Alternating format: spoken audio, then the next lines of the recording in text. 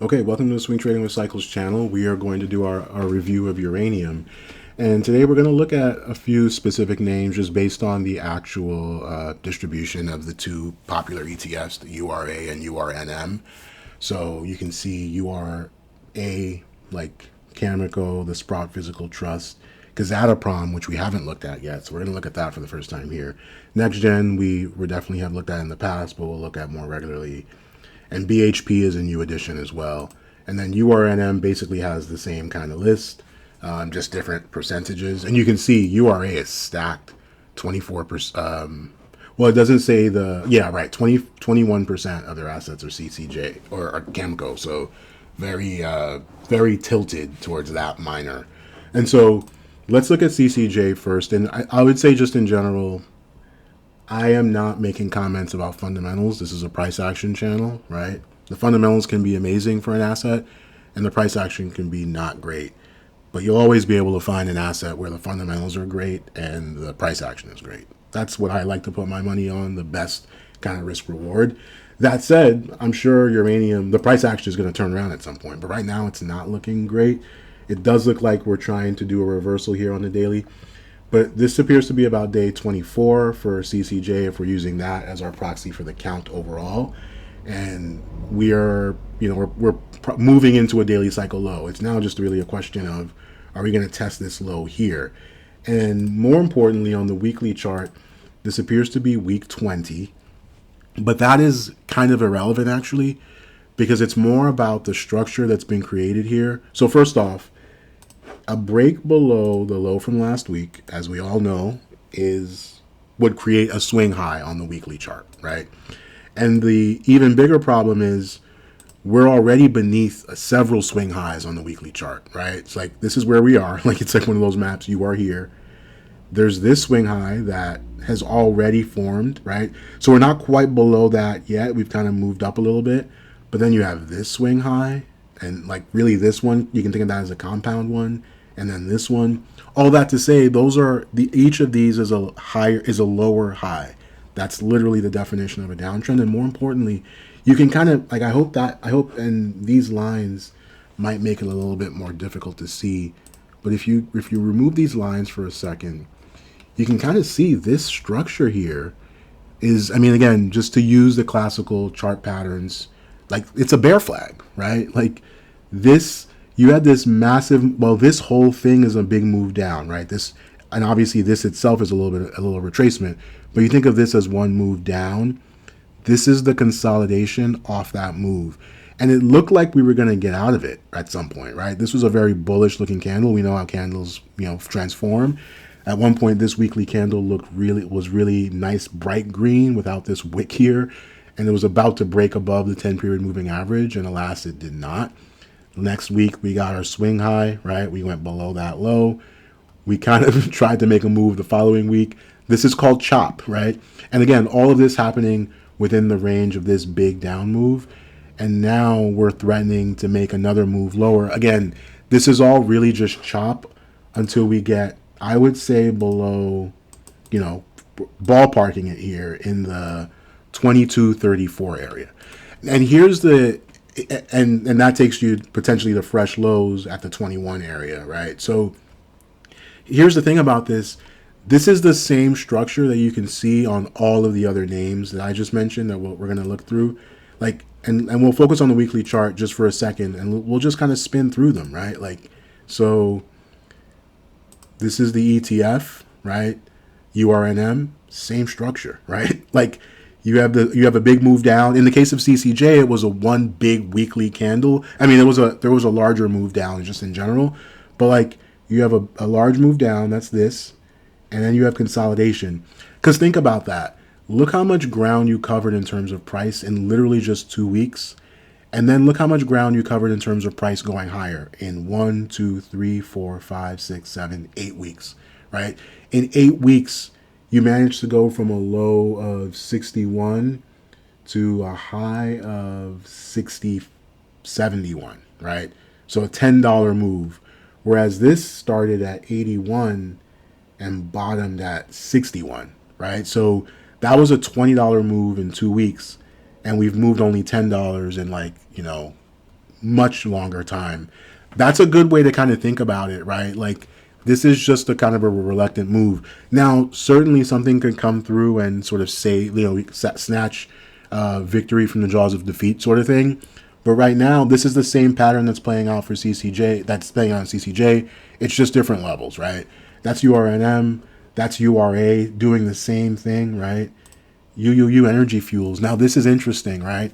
Notice this one got much closer to regaining all of that down move, right? So you had that big 2 weeks of downdraft, and this week actually got above that, right? And then, like I should say, last week did. And then this week, what have we gotten? So far, rejection. Now, that said, we're still just an inside week, right? For energy fuels, we would need to break down below 665 to actually have a new low on the weekly. And so there is still a little bit of hope here. And that's why it's helpful to really focus on that data-driven approach, that OHLC. And I think of these as zones. I'm not saying down to the tick, but I mean, we're obviously already pretty close there. But it helps you to try to mitigate that emotion a little bit, right? Because sometimes there's a big down move and there's just like, oh my God. And it's like, well, relax. Have we made a new low? No. So let's chill for a second, right? This at least gives you but if we do make that move lower, then obviously there's a lot of acreage underneath that. Denison Mines, again, this is the same move for all of them. I hope you're seeing that. Big down move, whether it happens in 1 week, 2 weeks, doesn't really matter. And then you have this reluctant move up, this chopping sideways to lower, to higher, right? That's the definition of a bear flag, essentially. Yellow cake, same kind of pattern as UUU, in the sense that it actually made a double top, like it almost regained all that decline. And now, wow, this is a pretty definitive swing high for the weekly. Wow, that's a big downdraft. Caution here, we're at yellow flags. Elevate uranium, same thing, except in this case, we're already breaking down. I think, yeah, in the last update, I noted this was another swing high. And now, with this move down, this is actually a bearish weekly outside candle. Because notice, we made a new high above this candle. This was a green candle at one point, and now we've made a new low. UEC, same pattern. I'll put this back on auto. You can see, again, some of these names are stronger than others because they almost regained that move lower. And you see, I drew this line already. UROY. I actually got stopped out on this one at 280. What was it? 288, I believe. No, I think I'm confusing that with Netflix. It was in that area, maybe 290. But same kind of pattern, right? So this move down, a little bit of a bear flag. So this one is actually consolidating at the upper end of the range. So that's interesting, right? Actually a long way down to making the lower low on the weekly. Would need to get all the way down to 231. So that's interesting. And then some of our new names that we haven't looked at as often. Next Gen, or actually this is SBSW. This is actually still just an inside week, so that's interesting. Next Gen actually basically almost recovered the full move again, just like the other ones. Kazatomprom looks pretty weak, same kind of pattern. BHP is actually looking interesting. It's a gap up week, so there was a gap up on Monday, so that makes a gap on the weekly. That's always a little bit treacherous since, gaps tend to get filled in the future. And Paladin, again, same move already, so it's already basically made a bearish outside weekly candle. And so the other thing we'll look at for all these names is the monthly. That's important. In most cases, the monthly is red, right, on account, right? So that's Paladin, red. BHP is actually very green. Look at that. So, and BHP definitely does more than uranium. So that's obviously, the other businesses are probably helping here. But man, this actually looks pretty bullish here. Although with the broader market probably weakening here a little bit, caution is warranted. But this is what you call a swing low on the monthly. Let's look at, how does that look on the quarterly? Ooh. It's a quarterly swing low as well. Now, there's a lot of quarter to trade. We have a whole rest of November and all of December. But this is what you would want to see for a bottoming pattern like this lower, right? Although, notice, all of these have still not made a higher high. We're still below the swing low from the second quarter of 2021, it looks like. Or the third quarter, maybe it is, right? So that's important to know about. But, that's an interesting struggle that's kind of happening there. Kazatomprom, now this is an interesting one that's important to be aware of. This one actually topped out in November 2021, whereas, you know, if you look at something like a UUU, we didn't top out. Oh, actually, that's interesting. So UUU also topped out in November 2021. Right, it's CCJ that managed to stay strong. You can see CCJ didn't top out until April, right? Month 25. So these other ones topped out like right here, where CCJ had a decline, but it then went on to make a higher high. So that's important to sort of note. What else? Let's look at yellow cake on the monthly also. So these are all kind of really, you know, suggesting new lows are coming. You know, there's not really much other way to interpret it here. And the last thing I'll look at is just the ratio of CCJ to SPX. It's kind of interesting, especially since CCJ has a lot of history. So first off, just near term, if you've known, like, this is a really bearish looking chart, right?